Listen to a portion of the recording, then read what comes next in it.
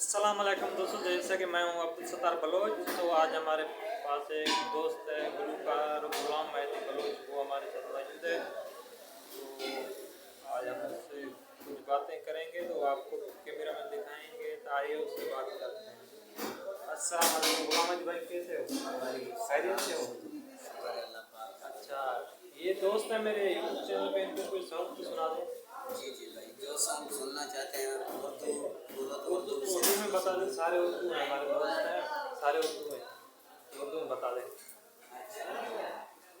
मेरी आँखों में देखोगे तो खुद को यार पाओगे। मेरी आँखों में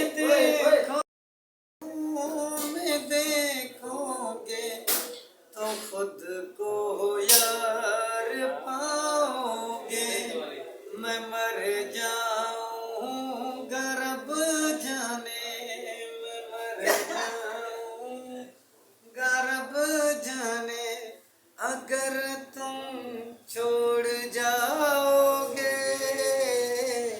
मेरी आँखों में देखोगे तो खुद को यार।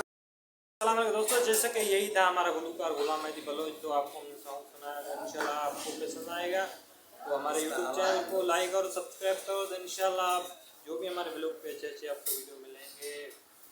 ये हमारे दोस्त, तो आज हमारा दोस्त है असगर बलोच। और किसी प्रोग्राम शादी महफिल में हम यहाँ पे आए थे, तो मैंने बोला कि दोस्तों के साथ एक वीडियो शेयर करो। इंशाल्लाह मिलेंगे किसी और वीडियो में। अल्लाह हाफ़िज़।